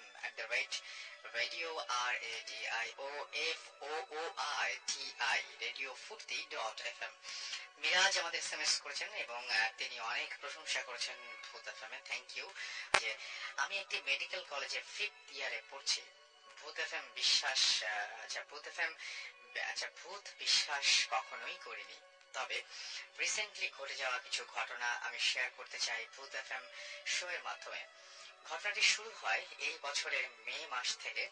প্রথম যেদিন শুরু হয় সেদিন আমার এক্সাম শেষ হয়েছে এবং আগের দিন সারা রাত পড়ে বেশ টায়ার্ড ছিলাম, তাই ফিরেই দিলাম বেশ দারুণ একটা ঘুম। ঠিক রাত 9টার দিকে হঠাৎ আমার ঘুম ভেঙে যায়। চোখ খুলতেই দেখি খুব ছোট একটা বাচ্চা ছেলে বেডের ঠিক পাশে দাঁড়িয়ে আছে, কালো বোরখা জাতীয় কিছু একটা পরা, ঘুমটা দেয়া, নিচের দিকে তাকিয়ে আছে, যেন কিছু বলতে চায়। আমি চোখ বন্ধ করে ফেলি, ভাবলাম ঘুমের ঘোরের মধ্যে আছি। আবার চোখ খুলে আমি ভয় পেতে আমি আবার চোখ বন্ধ করে ফেলি। তখন একটু ভয় পেতে শুরু করেছি। হঠাৎ মনে হলো কেউ খুব শক্ত করে আমার গলা চেপে ধরলো। আমি এক ঝটকায় উঠে বসে পড়লাম এবং ভালো করে তাকিয়ে দেখলাম রুমে কেউ নেই। বাসায় মা আর আমার ভাই ছিল। আমি দৌড়ে তাদের কাছে চলে যাই এবং ব্যাপারটা বলি, কিন্তু তারা কেউ খুব একটা পাত্তা দিতে চাইলেন না। আমিও ধরে নিলাম যে যা ঘটেছে সবটাই আমার কল্পনা। এই ঘটনার বেশ কয়েকদিন পর একদিন আমি রাতে পড়ছিলাম, হঠাৎ মনে হলো বাসার ছাদে কেউ খুব জোরে দৌড়ঝাঁপের আওয়াজ করছে। আমার বাসাটা টপ ফ্লোরে, তাই ছাদে আওয়াজ হলেই ভালো মতোই শোনা যায়। শব্দ আসছিল ঠিক আমার রুম বরাবর উপর থেকে। এত রাতে বাড়ির কেউ ছাদে ওঠার কারণ নেই, তাও গুরুত্ব না দিয়ে আমি পড়ায় মন দিলাম। কিছুক্ষণের মধ্যেই শব্দটা বেড়ে যায়। মনে হচ্ছে ছাদে খুব দৌড়াদৌড়ি হচ্ছে, মাঝে মাঝে স্যান্ডেল ঘষে ঘষে হাঁটার আওয়াজ পাওয়া যাচ্ছে। আমি তখনই আব্বুকে ডাকতে যাই। আমার আব্বা খুবই সাহসী প্রকৃতির মানুষ, তিনি ছাদে গিয়ে চেক করতে যেতে চাইলেন, কিন্তু আমার এতই ভয় লাগছিল যে আব্বাকে যেতে নিষেধ করলাম। এরপর থেকে বেশ কয়েকদিন ছাদের শব্দ হওয়ার পর ব্যাপারটা চলতেই থাকে এবং তারপর কমে যায়। কিন্তু এরপর একদিন আমি বসার ঘরে চেয়ারে বসে টিভি দেখছিলাম। হঠাৎ আমার চেয়ারের পেছনে খুব জোরে কেউ একজন ধাক্কা লাগে। আমি ফিরে তাকাই, কিন্তু কেউ নেই। এগুলো ছাড়াও মাঝে মাঝে যখন একা থাকতাম খুব সুন্দর পারফিউমের স্মেল পেতাম। এরপর আমার ভাই আমাকে জানায় যে প্রায় মাঝরাতে তার ঘুম ভেঙে যায়, তার বেডের নিচের দিক থেকে খুব জোরে কেউ যেন ধাক্কা দেয়। আমার ভাই খুব কি বলবো রিলিজিয়াস এবং সবকিছু সে নিয়ম কানুন মেনে চলে। এবং এর কয়েকদিন পর আমার ভাই একদিন বসার ঘর থেকে বের হওয়ার সময় লাইট অফ করতেই হঠাৎ সে দেখতে পায় যে একটা মানুষের ছায়া ফ্যান থেকে ঝুলে আছে। দেখে মনে হচ্ছে যে ছায়াটার গলা থেকে দড়ি দিয়ে ঝোলানো এবং মনে হচ্ছে যে ফ্যান থেকে কেউ একজন ফাঁসি নিয়েছে এবং সে খুবই ভয় পেয়ে যায়। এসব ঘটনার পর আমাদের বাসায় মিলাদ এবং খাতামে সাফা পড়ানো হয়। এরপর আল্লাহর রহমতে এখন পর্যন্ত কোনো সমস্যা আমাদের বাসায় আর হয়নি। ভূত এফএম এর সাথে আমার এক্সপেরিয়েন্সটা শেয়ার করতে পেরে ভালো লাগছে। আমাদের খুব ভালো লাগলো আপনার এক্সপেরিয়েন্সটি সবাইকে জানাতে পেরে। আর সেই সাথে আরো সবাইকে জানাবো যে এরকম ঘটনা নিশ্চয়ই আপনাদের জীবনেও আছে। সুতরাং ভূত এফএম @radiofurti.fm এখানে নাম, ঠিকানা এবং ফোন নাম্বার সহ আপনার ঘটনা পাঠিয়ে দিন। জানিয়ে দিন যে আপনি স্টুডিওতে এসে ঘটনা শেয়ার করতে চান নাকি আপনি চান যে আমরা আপনার ঘটনাটি পড়ে শোনাই। এটা শুরুতে জানিয়ে দিলে সবচেয়ে বেশি ভালো। এছাড়াও আমাকে সুমন চট্টগ্রাম থেকে লিখেছেন। এছাড়াও লিখেছেন যে ভালো হচ্ছে, বেস্ট অফ লাক। শাকিল ভোলা থেকে আমাকে এসএমএস করেছেন। লুবনা আমাকে এসএমএস করেছেন রোকেয়া হল, ঢাকা ইউনিভার্সিটি থেকে। তিনি ভূত এফএম শুনছেন এবং ভয়ও পাচ্ছেন। এছাড়াও শুভ্রা আমাকে এসএমএস করেছেন এবং আমাকে এছাড়াও এসএমএস করেছেন গাজীপুর থেকে একজন, নামটা লেখেননি, লিখেছেন যে ভাই আজকে স্টোরিগুলো অনেক ইন্টারেস্টিং। এছাড়া আমাকে এসএমএস করেছেন ফাহাদ মোর্শেদ, আমাকে এসএমএস করেছেন কুহু রাজশাহী থেকে, ভয় লাগছে তার। আমাকে এসএমএস করেছেন জিমি এবং এছাড়াও আরিফ খুলনা থেকে এসএমএস করেছেন, আজুল হাকিম আমাকে এসএমএস করেছেন, লিখেছেন আই লাভ ভূত এফএম। তাপস আমাকে এসএমএস করেছেন, খুব ভালো লাগছে। এছাড়াও আমাকে টিটু এসএমএস করেছেন উত্তরা থেকে, তানিশা এসএমএস করেছেন খুশি আমাকে খুলনা থেকে। যাই হোক, আমরা আবারও পরবর্তী ঘটনায় চলে যাব এবং আমাদের সঙ্গে আরো অনেক গেস্ট রয়েছেন, তাদের কাছ থেকে একটা ঘটনা শুনবো। আচ্ছা, আপনার নামটা একটু বলুন please. Hello listeners, this is Mithun. সবাইকে শারদীয় দুর্গা পূজার শুভেচ্ছা। আপনাকেও শুভেচ্ছা সবার পক্ষ থেকে। Thank you. ওকে, অ্যাকচুয়ালি আজকে যেই এক্সপিরিয়েন্সটা শেয়ার করতে যাচ্ছি, এটা একটা দুর্গা পূজার সময় ঘটেছিল। এই ঘটনাটা এটা আরো বছর দুয়েক আগের ঘটনা। তখন পুজোর ছুটিতে মানে আমি দেশের বাড়িতে যাই, আমাদের দেশের বাড়ি বরিশালের মেহেন্দিগঞ্জে। তো ওখানে যাওয়ার পরে সব ফ্রেন্ডরা একত্রিত হই। তো সবাই মানে একটা মানে পূজার সময় যেটা হয়, দুর্গা পূজার সময় যে মণ্ডপ ঘুরে ঘুরে দেখা হয় একটা থেকে আরেকটা। তো আমরা ফ্রেন্ডরা একসাথে মিলে কয়েকটা মণ্ডপ ঘুরে ঘুরে দেখলাম এবং বেশ মজা টজা হলো আর কি। আচ্ছা, তো রাত্র তখন 11:30টার দিকে আমরা মোটামুটি মন্ডপ দেখা শেষ। একটা আমাদের ওখানে একটা কলেজ আছে, কলেজের উপর একটা পুল আছে, ওইটার উপর দাঁড়িয়ে আড্ডা দিচ্ছিল আর কি। তো তখন এক ফ্রেন্ড হঠাৎ করে একটা প্রস্তাব দিল আমাদেরকে যে এখান থেকে একটা গ্রামের ভিতরে একটা বড় একটা মণ্ডপ আছে, যেখানটা অনেক জমজমাট হয় পূজাটা। আচ্ছা, এবং অনেক এখানকার এগুলার চেয়ে মানে মণ্ডপগুলোর চেয়ে ওখানটা অনেক বড় আয়োজন। তো ওখানে যাবি কিনা? আমি বললাম যে প্রায় 12টা বাজে, এখন যাওয়াটা কি উচিত হবে? সবাই বললো যে এত ফ্রি আছি, কাজ নেই, চল যাওয়া যায়। তো রওনা দিলাম। তো আমাদের সাথে 2টা বাইক ছিল, তো আমরা মানুষ ছিলাম 8 জন। আচ্ছা, 2টা বাইকে 8 জন যাওয়াটা টাফ হয়ে যায়। তো আমরা ওখানে বাজারে গেলাম। বাজারে ওই গ্রাম উলানিয়ার সাথে মানে আমাদের এখানে বাজারে একটা মানে বাইকের লোক আনা নেওয়া করতো, ওরা ট্রিপ দিত। তো ওখান থেকে একটা বাইকের একটা লোককে ঠিক করলাম। তো ওই বাইকে 2 জন উঠলো আর আমরা অন্য 2টা বাইকে টোটাল 3জন করে রওনা দিলাম। ওকে। তো মানে যাওয়ার আগে একটা বিষয় বলে নেই যে যে গ্রামটা যাচ্ছি সেখানে আমাদের এই সার্কেলের ভিতরে 2টা ফ্রেন্ড, ওদের প্রায় যাওয়া আসা করতে হতো ওই গ্রামটা একটা কাজের কারণে। আর যে লোকটা ট্রিপ দেয় সে তো রেগুলার কয়েকবার করে যায়, যাওয়া আসা করে আর কি। তো যার ফলে মানে ওটা সবারই চেনা, এবং সবার কাছে পরিচিত একটা গ্রাম। হ্যাঁ। তো আমরা রওনা দিলাম 12:30টার দিকে রওনা দিলাম। তো যাচ্ছি, পথে বেশ দুপাশে ঘন জঙ্গল, মাটির রাস্তা, আকাশে জ্যোৎস্না ছিল, ভালোই আলো ছিল, চাঁদের আলো ছিল। তো যাচ্ছি কিছু মানে বেশ প্রথম দিকে বেশ ফান টান করতে করতে যাচ্ছিলাম, ফ্রেন্ডরা আছে একসাথে। তো কিছু দূর যাওয়ার পরে হঠাৎ করে মনে হলো যে এত দূর তো না আসলে, যে আমরা যেখানে যাচ্ছি এতক্ষণে চলে আসা। এমনিতে মোটামুটি কত কিলো ছিল ওটা? প্রায় ছিল 40 কিলোর মতো ওখান থেকে। তো আমরা বেশ কিছু এতক্ষণ লাগার কথা না, যেভাবে যাচ্ছি যে গতিতে এতক্ষণ লাগার কথা না। এবং ওদেরকে জিজ্ঞেস করা, ওরা বললো যে হ্যাঁ আমরা তো, আমারও মনে হচ্ছে এখন লাগার কথা, আমরা ওদের পট্ট ভুল করছি কোথাও। তো একজন বললো যে তাহলে এক কাজ করি, আমরা পিছনে ব্যাক করি, আমরা অন্য কোনো ইসে ঢুকে পড়ছি। ওকে ফাইন, ব্যাক করি। তো যখন ব্যাক করা শুরু করলাম আমরা, তখন কিছু দূর চলার পরে কিছু মানে রাস্তায় কিছু অদ্ভুত টাইপের জিনিস দেখতে পেলাম। যে রাস্তা থেকে আমরা গিয়েছিলাম ওই রাস্তাতেই এখন কিছু ডাল পড়ে আছে, গাছের ডাল, কিছু গাছ পড়ে আছে, কিন্তু ঝড় বন্যা কিছু নাই। কিন্তু এই এবং সবচেয়ে বড় কথা, এই রাস্তাতে আমরা একটু গিয়েছিলাম, মানে বাধা পড়ছে। হ্যাঁ। এবং মাঝে মাঝে দেখি যে রাস্তা কাটা, বাইক নিয়ে যেতেও সমস্যা হচ্ছে ওখান থেকে। এনিওয়ে তারপর আমরা আগাচ্ছি, মানে পিছন দিকে যাচ্ছি আর কি। তো কিছু দূর যাওয়ার পরে এইভাবে মানে এই বাধাগুলো পার হওয়ার সময় মানে কিছুক্ষণ পার হয়ে যে আমরা সবাই একটু অড লাগতেছিল যে এইভাবে তো মানে হওয়ার কথা না, মাত্র গেলাম। তো একটু ভয় ভয় লাগতেছিল সবার, যে আসলে প্রবলেমটা কোথায়, এভাবে হচ্ছে প্রবলেমটা কোথায়।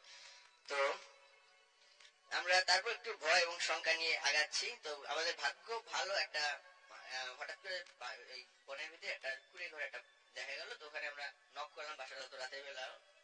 নক করার পরে কিছু নক করার পর একটা লোক খুললো দরজা।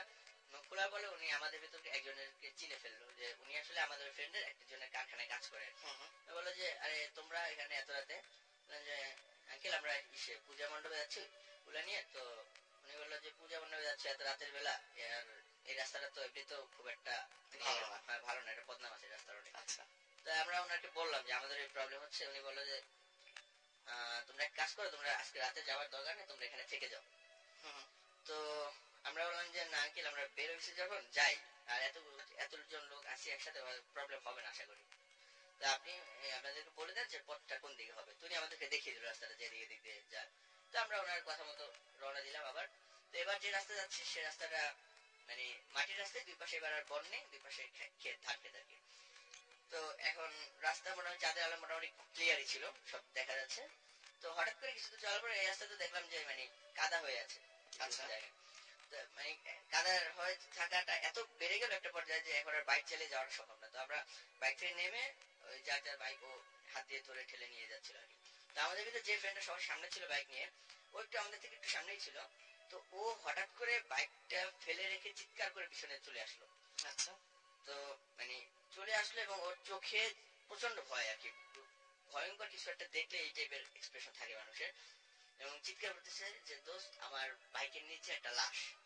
আমরা শুনি, আমরাও একটু ভয় পেয়ে গেলাম, কারণ আমাদের এরকম একটা পথ পার হয়ে আসছে, আমাদের একটু আগে একটু ভয় ভয় ছিল। আমরা বললাম যে কি বলিস, এখানে লাশের উপর থেকে কোনো মানুষজন দেখা যাচ্ছে না, লাশ পড়ে থাকবে গ্রামের রাস্তার ভিতর। ও বললো যে না, বিশ্বাস করা মানে লাশ। এবং ও আস্তে আস্তে ওর অ্যাবনর্মালিটির মাত্রা বাড়তে লাগলো।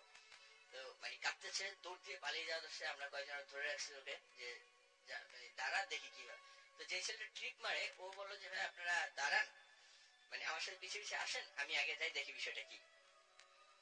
তো ও আগালো আস্তে আস্তে করে আগালো, আমরা খুব ভয় পাইনি পিছনে মানে ওকে ফলো করছিলাম। তো কিছুক্ষণ পর ও বাইকটা তুললো, বললো যে তো কিছু নাই, কই কোনো লাশ টাশ তো কিছু নাই। ও বললো যে বিশ্বাস করে আমি দেখছি, একটু আগে ছিল একটা লোক, মানে ধুতি পরা ছিল লোকটা, এবং আমার বাইকের নিচে পড়ছে, চাকার নিচে পড়ছে আর কি লোকটা। আমরা বললাম যে দেখ এটা তুই ব্যাপারটা এই কর, হ্যাঁ এই কর। তো ওকে আমরা ঠান্ডা করলাম এবং আমরা সবাই ওই কাদা রাস্তাটা বের একটু মানে পার হওয়ার পরে আমরা সামনের দিকে এগিয়ে গেলাম। কিছু বাইকে যাওয়ার পরে একটা পানের বর ছিল, ওখানটা আমরা বাইক থামালাম। যে থামানোর পর সবাই চিন্তা করলাম যে আসলে এইভাবে যাওয়াটা আর উচিত হবে না, আমাদের রিস্কি হয়ে যাচ্ছে, কারণ একটু বাধা আসতেছে এবং একটার পর একটা মানে বাধার মাত্রাও বেড়ে যাচ্ছে। এইভাবে আগানোটা উচিত হবে না। আমরা বাইক অফ করে ওখানে দাঁড়ালাম এবং সকালে আলো ফোটা পর্যন্ত ওখানে ওয়েট করলাম। আলো ফোটার পরে ওখানে আমরা সকালবেলা তারপর বাসা চলে আসছি। এবং তখন আর কোনো ওই যে সারা যখন স্টে করেছেন কোনো ধরনের কোনো সমস্যা হয় না? ফেরার সময় দিনের বেলা আর কোনো প্রবলেম। পরে খোঁজ নেন না যে এই যে লাশটা দেখলো কেন ছিলাম? পরে আমাদের মানে চাচা টাইপের একজনের সাথে জিনিসটা বললাম, উনি বললো যে তোমরা এত রাতে ওই রাস্তাতে কেন গেছো। আর ওই ছেলেটার কথা বললো যে ও তো বিশেষ করে যে যাওয়া আসা ও তো জানে যে রাস্তাটা রাতের বেলা চলার জন্য খুব একটা সুবিধা না। না কেন ওই বৃদ্ধ লোকের লাশ দেখলো মোটরসাইকেল নিচে, এরকম কোনো খবর? এই টাইপের মানে জিনিসটা মানে ও দেখেছে, মানে এর আগেও আরো কয়েকজন কিছু অড অড জিনিস দেখছে এখানটায়, কিন্তু মানে লাশই দেখছে এইভাবে বাইকের নিচে পড়ছে এরকম না। তবে আরো অনেক মানুষের অড এক্সপেরিয়েন্স ছিল ওটা ওই রাস্তায়। অলরাইট, সো এই ছিল ঘটনা। এবং আমি কিছু এসএমএস পড়ে ফেলি, অসংখ্য এসএমএস এর মধ্যে এসে গেছে। নামটা আরেকবার বলবেন? আমি তন্ময়।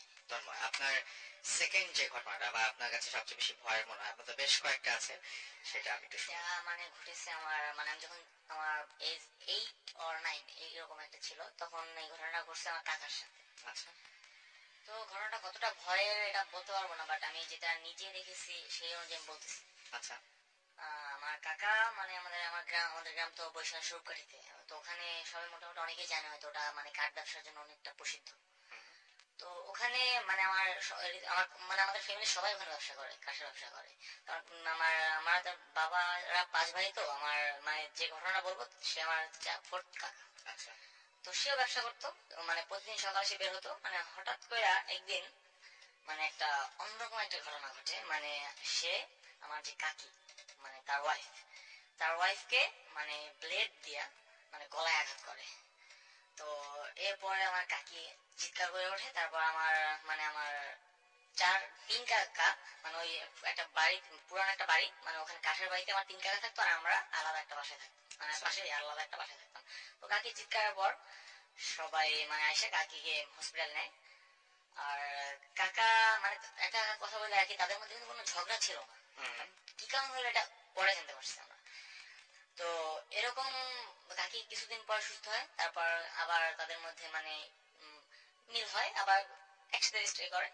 দেন কিছুদিন পর কাকি যেটা বলে আমাদেরকে সকালে, যে তার আগের দিন রাতে মানে কাকা 10টা বা 11টার দিকে বের হয় বাসা থেকে বের হয়ে 1টা বা 2টার দিকে কাকি তখন সজাগ। আচ্ছা, দেখে কাকা রুমে ঢুকছে দরজা খুলা, মানে তারা তো দোতলায় থাকতো, দোতলার একটা সাইডে একটা রুমে ঢুকছে, দেখতেছে যে কাকার চোখটা ক্যাটস আই মানে সাদা, মানে কাকার চোখ কিন্তু এমনি তো ওরকম না, কালো, বাট ক্যাটস আই মানে চোখ দুটো জ্বলতেছে, শুধু চোখ দুটো জ্বলতেছে। আর কাকি যে জিনিসটা দেখতে পারছে যে জিহ্বার মানে ঠোঁটটা, নিচের ঠোঁটটা মানে ঝুলে গেছে গলা পর্যন্ত। আর ব্লাড মানে নাক থেকে আর মুখ থেকে ব্লাড ঝরতেছে। এই টাইপের একটা কাকি আমাদের পরের দিন যেটা বলছে, ওইটা দেখে ওই দিন রাতে সে মানে আমার অন্য কাকের রুমে গিয়া ডাইকা তাদেরকে যখন তার রুমে আনে তখন কাকা আবার ঠিক, সারা কিছু দেখতে পায় না, বাট কাকি কিন্তু এটা ফিল করছে। দেন এটা দেখার পর আমার পরের দিন আমার দাদা তো জীবিত তখন, তো দাদা এখনো জীবিত, তো দাদাকে বলে কথাগুলা। তো দাদা চিন্তা করে যে আমাদের ওখানে একজন বড়, আমি আমার আগের ঘটনায় বলছি যে আমার যেখানে নিয়ে গেছিল যে পীর সাহেবের কাছে, কাকাকে ওই একই জায়গায় নিয়ে যায়। তো হুজুর যেটা দেখে কাকাকে বলে যে সুন্দরবন মানে কোন একটা বনাঞ্চল থেকে একটা গাছ কাটা হয়, ওই গাছটায় নাকি জিনের একটা মানে তারা ওইখানে থাকতো জিন। গাছটা কাটার কারণে তাদের বাসস্থলটা যেহেতু ভেঙে গেছে, সো যে গাছটা যে কাটছে যে কাঠুরে তাকে নাকি মেরে ফেলছে তারা। আর গাছটা ঘুরতে ঘুরতে মানে কাকার কাছে আসছে, মানে আমাদের কাঠ ব্যবসা যেখানে ওইখানে, তো কাঠ ব্যবসা যারা করে তাদের কাঠে কিন্তু একটা মার্কিং করা লাগে যে কার কাঠ কোনটা মানে চিহ্নিত করার জন্য। কাকার মানে সবাই একটা নাম্বার আছে আলাদা, পাসওয়ার্ড টাইপের এরকম একটা নাম্বার আছে, ওটা দিয়ে রাখলে চিনতে পারে যে এটা আমার কাঠ, এটা আরেকজনের কাঠ। তো কাকা যখন মার্কিংটা করতেছিল তখন ওইখান থেকে নাকি কাকার উপর নজর পড়ছে, কাকার ক্ষতি করার জন্য সে উঠে পড়ে লাগছে। মানে একজন না, সে মানে হুজুর বলছে একজন না, এখানে অনেকগুলা অনেক জিন মানে বলছে, শুধু একটা না।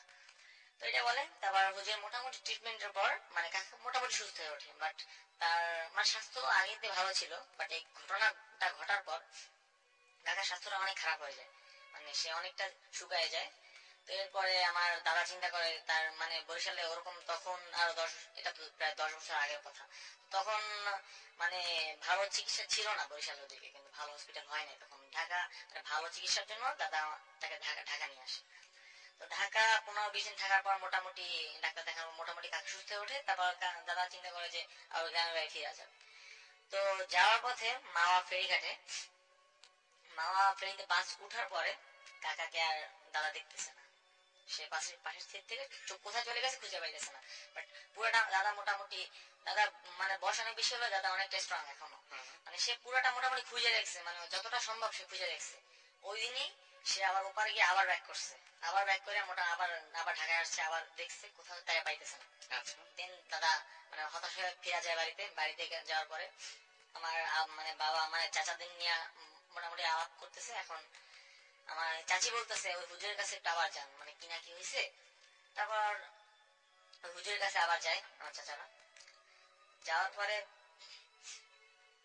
যে হুজুর যেটা আমাদের বলে যে তাকে নাকি জিনেরা মানে ক্ষতি করার জন্য, আমরা যেরকম পুতুল নিয়ে খেলা করি না, তো ওই জিনদের কাছে কাকা পুতুলের মতো, তাকে নিয়ে এখন খেলতে চাইতেছে, মানে এই টাইপের একটা কথা বলে যে তারা অন্য জায়গায় নিয়ে গেছে, মানে কিছু একটা বুঝে মানে নিয়ে গেছে। তো এর জন্য মানে হুজুর যেটা বলে তাকে মানে সে কোথায় আছে এটা তো আর আমরা কেউ জানতাম না তখন।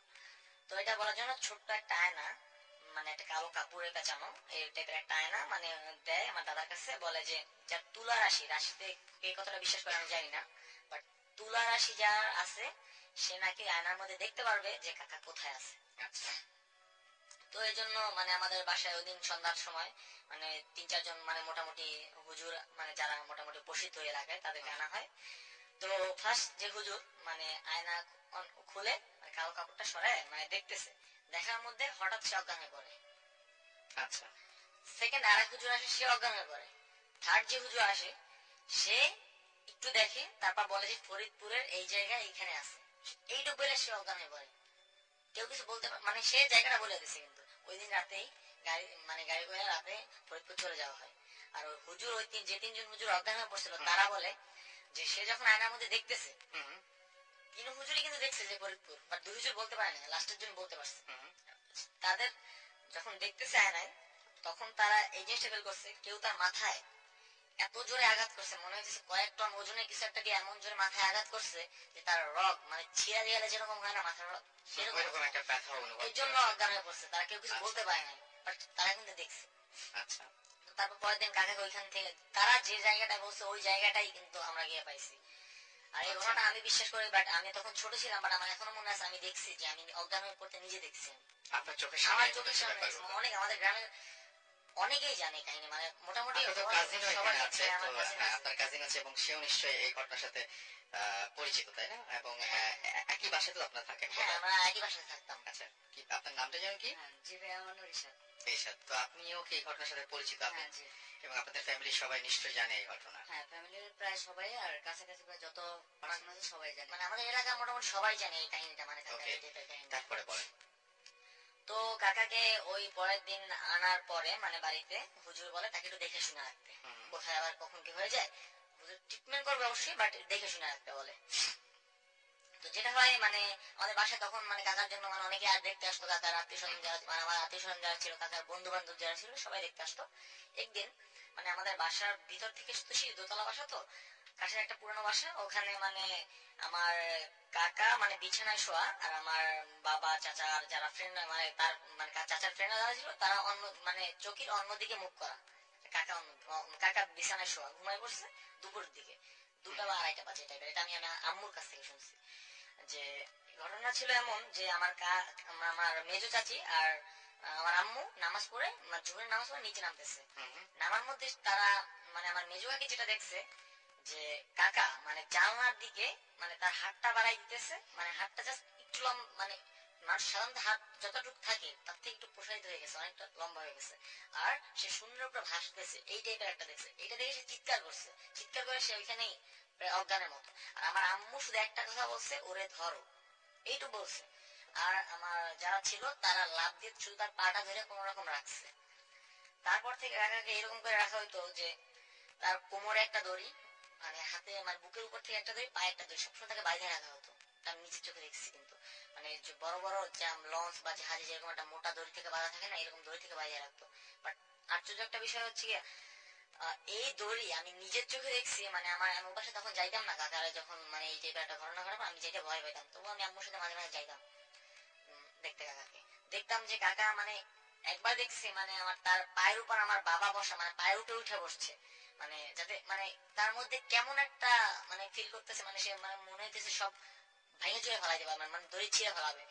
তো আব্বুরে মানে আমার আব্বু তার পায়ের উপর ছিল, মানে পায়ের উপর বসা ছিল, মানে এত জোরে সে একটা মানে পায়ে কিন্তু দড়ি বাঁধা, বাট সে এত জোরে একটা মানে দড়িটা ছিঁড়ে গেছে, আর আমার আব্বু মানে দেওয়ালের সাথে মানে মানে অনেক জোরে একটা আঘাত লাগে। তার হাতে ঘড়ি ছিল, ঘড়িটা পর্যন্ত ভেঙে গেছে, আমি নিচে দেখছি এটা, আমি তখন ওইখানে উপস্থিত ছিলাম। তো এরপরে হুজুরদের মোটামুটি ট্রিটমেন্ট, হুজুর আবার আবার বাসায় মানে মোটামুটি যার বড় হুজুর আছে ওই এলাকায় তাদেরকে আনা হয়, অনেক ট্রিটমেন্টের পর দেখা ভালো হইতেছে না দেখা যেতেছে। আর একটা ঘটনা আমি যেটা দেখছি মানে ওই বাসায় আমি আগে বলছি আমি যাইতে চাইতাম না ভয়তে, কারণ আমি অনেক ছোট ছিলাম তখন। তো একদিন আমার মা আমাকে আমার সাথে নিয়ে মানে গেছে কাকার কাছে, কাকা শোয়া মানে ঘুমানো। এখন চোখ বন্ধ করা, আমার মানে আমার আম্মু বলতেছে দেখো তুমি তো এরকম অসুস্থ, তোমার জন্য তন্ময় আসতে পারতেছে না, এই বাসায় ভয় পাইতেছে তোমার দাদার বাসায় আসতে, তুমি একটু সুস্থ হয়ে ওঠো তাড়াতাড়ি, এমনিতে বলতেছে। হঠাৎ করে আমি তখন একটা জিনিস দেখলাম যে কাকা চোখটা অন মানে অতক্ষণ তো বন্ধ ছিল, চোখটা খুলছে, চোখটা আমি এরকম দেখছি আমার কাকি যেটা বলছিল যে ক্যাটস আই, চোখটা জ্বলতেছে, ওই জিনিসটা আমি দেখছি। ওইটা দেখে আমি অনেক ভয় পাইছি, ওইটা আমার এখনো মনে আছে যে আমার মনে হয় ওই দিনটা আমি ভুলতে পারবো না, যে ওই দিন তারপর থেকে আমি আর আমার কাকা যতদিন করে সুস্থ না হয়েছে আমি ওই বাসায় আর যাইনি। সুস্থ হলো কিভাবে এখন সে সুস্থ জায়গায় মানে চলে আসে? সুস্থ হয়েছে ঠিক বলা যায় না, আমি বলতেছি। আর তারপরে মানে একজন বড় হুজুর, বরিশালের একজন হুজুর, মানে হুজুরকে আনা হয় ওখানে। হুজুর একটা করে আমাদের মনে প্রায় 5 ফিট লম্বা একটা গ্লাসের মতো নিয়ে আসে, আয়নার মতো। এই আয়নাটা করে কি মানে রাত তখন 8টার মতো বাজে, মানে বাড়ির বাসার যতগুলা লাইট আছে সব ডিম করে দিতে বলে, মানে সব লাইট অফ করতে বলে। তো কাকাকে করে কি কাকাকে ওই আয়নাটার সামনে নেয়, মানে কাকাকে নিয়ে আসতে বলে, আয়নাটার সামনে আনে। আয়নাটার সামনে এসে হুজুর কি দোয়া পড়ে এটা আমি ঠিক বলতে পারবো না, কি যেন একটা দোয়া পড়ছে আর কি যেন ঝাড়ফু দিছে। আর তখন কাকাকে সামনে দাঁড় করাইয়া শুধু কি পড়া যেন আবার কালো কাপড় দিয়ে আবার আয়নাটা মানে ঢাইকে দিছে। ঢাইকে দিয়া হুজুরে কতগুলা পাথর আনছিল হাতে, জাস্ট ঘরের চার কোনায় পাথরগুলা ছুটছে, ছুঁয়া আয়নাটা নিয়ে সে চলে গেছে। সে বলছে আমার সাথে পরে যোগাযোগ করেন। তখন আমার যেটা মানে পরে যেটা শুনতে পারছি যে তার ভিতর যে জিনটা ছিল সেটা ওই কালো মানে মানে আয়নার মধ্যে আয়নার মধ্যে আটকে গেছে, এইটা সে বলছে। আর একটা কথা কাকা মানে প্রায় যখন রাত 12টা বা 1টা বাজতো বাসায় তাই আর তখন বাইরে রাখা যেত না। যেমন যত দড়ি বা তার উপর যত লোকে উঠুক না কেন, জাস্ট একটা 18 বা 20 বছরের মানুষের উপর যদি 2-4 বছর যদি 2-4টা ছেলে ওঠে, তারা কিন্তু ফেলাই দেওয়া কোনো ব্যাপারই না। সে 18 বছর ছেলেটা, তার কাছে আমার এতগুলো মানুষ সেরকম মানে পুতুলের মতো ছিল, সে থেকে ফেলাই দিত সবাই, এতটা শক্তি তার মধ্যে ছিল। আর একটা কথা, হুজুর বা ওঝারা অনেকে বলে যে জিন বা পরীতে ধরলে লাঠি দিয়া পিটাও, তাহলে পিটাটা মানে জিন বা পরীর গায়ে লাগে, মানে সে ব্যথা হবে না। মানে এরকম কাকাকে একবার আমি দেখছি যে অনেক পিটানো হয়েছিল, মানে বলতেছে মানে একজন ওঝা টাইপের, সে বলছে যে পিটাইলে ওই মাইলগুলা জিনের গায়ে লাগবে, কিন্তু আদৌ এটা জিনের গায়ে লাগবে না কাকার গায়ে লাগবে এটা আমি এখন পর্যন্ত আমি বুঝতে পারিনি। মানে এতটা মানে মারছিল যেটা দেখলে একটা মানুষ কাইদে দেবে, মানে তার মধ্যে কিন্তু কোনো ফিলিংস আর ছিল না, তার গায়ে একটা দাগ পড়ছিল না। ওকে, সো এই ছিল ঘটনা। আর আরেকটা বলতে হয় যে কাকা কিন্তু এখন পর্যন্ত সুস্থ না, সে এখন রাত 11টা-12টা পর্যন্ত যায়, রুম আটকানো থাকে, তার রুমে কেউ ঢুকতে পারে না। এবং আপনার ডাক্তার নিশ্চয়ই প্রথমে তো ডাক্তার দিয়ে শুরু করেছিলেন, হ্যাঁ, ডাক্তার ডাক্তার দিয়ে শুরু ট্রিটমেন্টে করেছি। শুরু করেছিলেন, তারপরে পরে দেখছেন এখনো যে ডাক্তার ব্যাপারটা দেখানো হয়, বাট কোনো মানে কোন ধরনের কোনো ইয়ে হয় না, বাট ফলাফল নাই। ওইরকম খারাপ আচরণ করে না, বাট সে রুম থেকে বের হয় না, সে খাওয়া দাওয়া করে না ঠিক মতো, রিয়েলি কথা বলে না, চিনে না মানে একদম ঠিক মতো। একাকি থাকে। হুম, আর মানে সে তার নিজের রুমের মধ্যে থাকে, সারাটা দিন নিজের রুমে থাকে, দেখা যায় রাতে অনেক রাত রাতে বের বসে হয়। বের হয়। আচ্ছা, এমনিতে আবার নরমাল। হ্যাঁ, এমনিতে নরমাল, বাট রাতে বের হয় সে বাসা থেকে। বা সে যে ফুললি ভালো হয়েছে নাকি সেটা এখন বোঝা যায় না। বোঝা যাইতেছে না। না, এমনিতে আচরণ সব স্বাভাবিক। আচরণ স্বাভাবিক, বাট কেমন যেন সেটা বোঝানো যাবে না, যে তার সাথে যদি কেউ কথা বলে তাহলে বুঝতে পারবে সে কেমন টাইপের, চিনে বাট আচরণটা অন্য টাইপের। Alright, thank you. আমরা কিছু এসএমএস পড়তে চাই। আমাকে ইতি এসএমএস করেছেন খুলনা থেকে, খুলনা পলিটেকনিক থেকে। I like. Thank you Rasel ভাইয়া। লিসেনার্স, ইয়ন বলছি। তো আমি আজকে যে ঘটনাটা বলবো, এই ঘটনাটা আমি শুনেছি আমার ফ্রেন্ড রাফির কাছে, ওর এক খুব পরিচিত এক আত্মীয়র ঘটনা।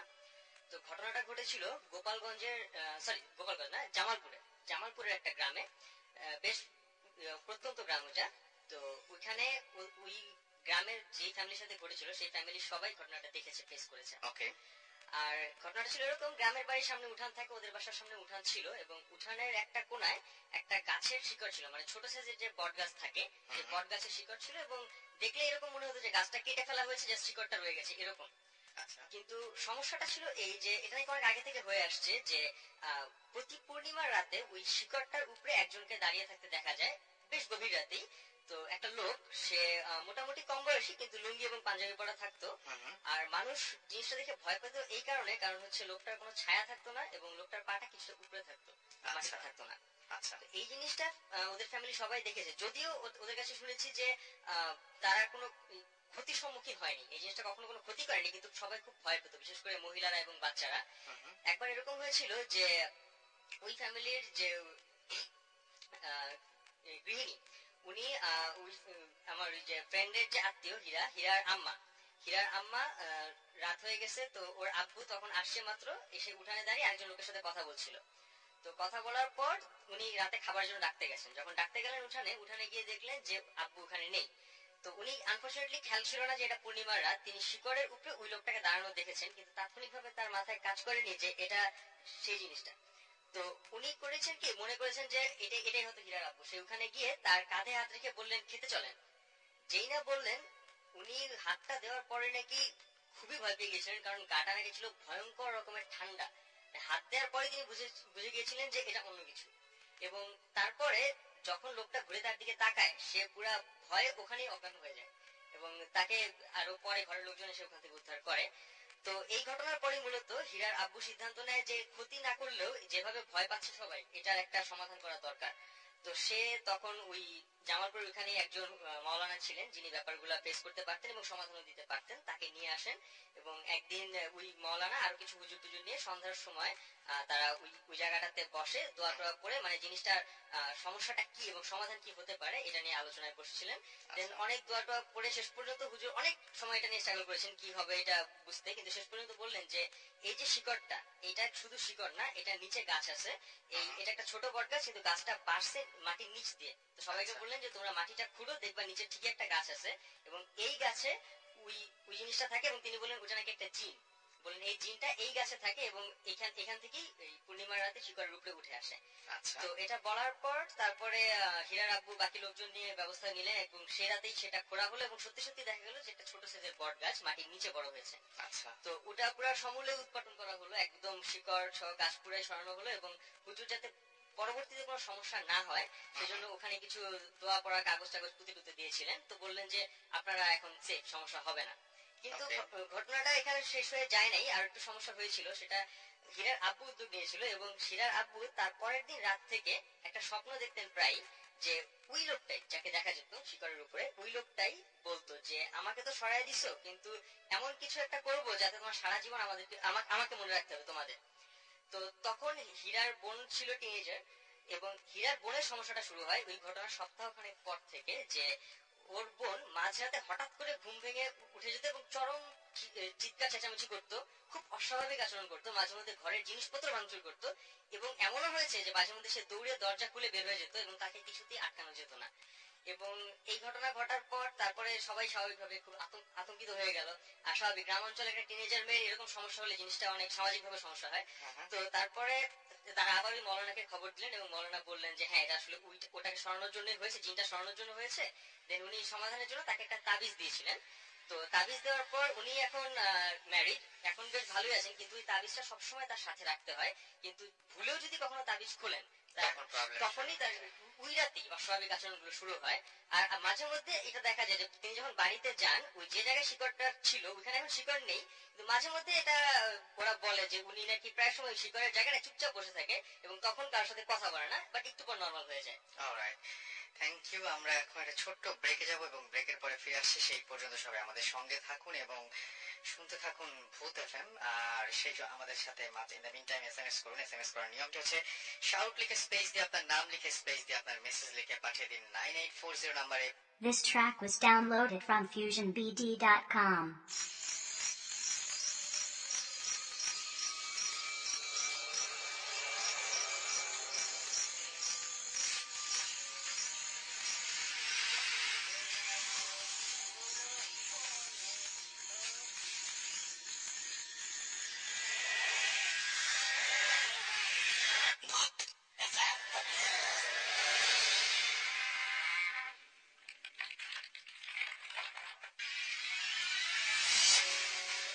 শুনছেন সবসময় রেডিও ফুর্তির সাথে আছে রাসেল। চলছে ভূত এফএম, ঘড়িতে সময় রাত 1:43। আমাকে ইব্রাহিম সেই ঘটনাটা শুনে আমরা আজকের মতো শেষ করব। আপনি আরেকবার আপনার নামটা বলেন, যেহেতু আমাদের দেখা যাচ্ছে না, সুতরাং বারবার করে নাম বলতে হয়। হ্যাঁ, আমি তন্ময়। ওকে। আর এই ঘটনা হচ্ছে আমাদের ওখানে একটা মাদ্রাসার ওখানে একটা ছেলে, সিলেটে একটা ছেলে থাকতো, মানে ওখানে মানে যেহেতু মানে মাদ্রাসা ওখানে হোস্টেল ছিল, হোস্টেলে মানে ছেলে একটা রুমে সিলেটে একটা ছেলে থাকতো। ও মানে সেকেন্ড ইয়ারে পড়তো। আর ফার্স্ট ইয়ারে নতুন একটা ছেলে আসে ওখানে, তার নামটা আমার ঠিক জানা নেই, আমি শুনেছি ঘটনাটা। তো ওই ছেলেটা আসে, ছেলেটা আসার পর মানে যে ফার্স্ট যে ছেলেটা থাকতো সেকেন্ড ইয়ার পর, ওর নাম রফিক।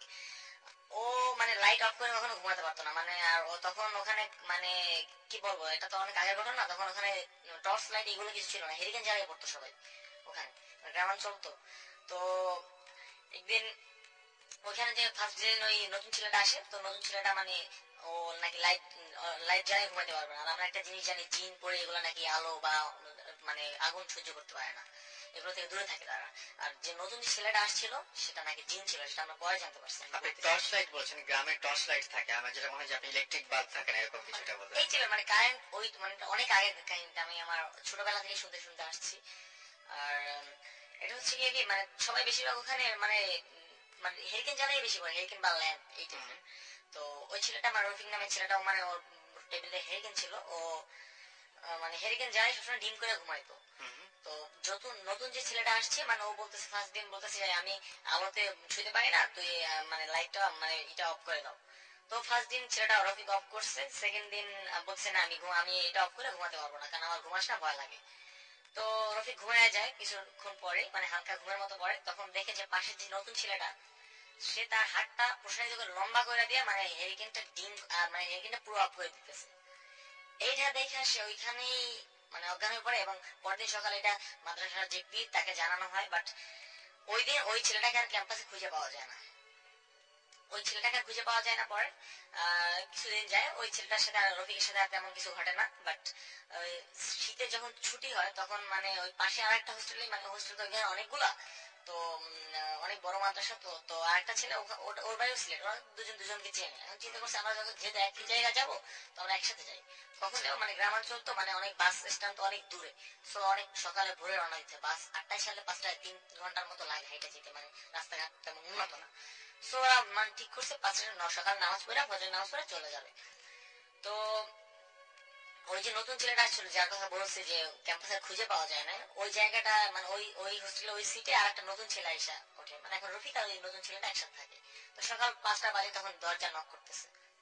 দরজা নক করার পরে মানে ওই যে রফিক যে ছেলেটার সাথে সিলেট যাবে, ওরা একই জায়গায় যায়, ওই ছেলেটা নক করছে, দরজা খুলে রাখছে যে ওই ছেলেটা, ওরা ব্যাগ গুছিয়ে দুজন বের হয়ে গেছে।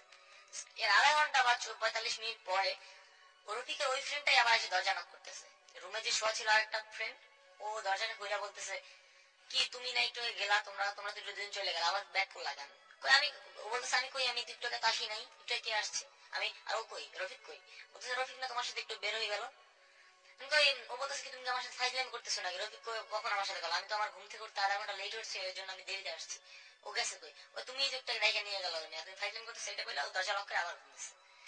দেন ওই ছেলেটা খোঁজ নিতেছে, মানে যাইয়া মানে মানে মানে ওদের মাদ্রাসার হোস্টেলের পাশে নদী, মানে নদীটার পাড়ে যায় যায় দেখে যে গলা পর্যন্ত নদীতে, মানে যেহেতু চর পরে ওখানে মানে মাটিটা নরম থাকে কিন্তু নদীর সাইডের মাটিটা, সো ওইখানে মানে দেখে যে নদীর গলা পর্যন্ত ডুবানো, মানে রফিক গাথা, মানে নদীর মাঝ মানে সাইডে।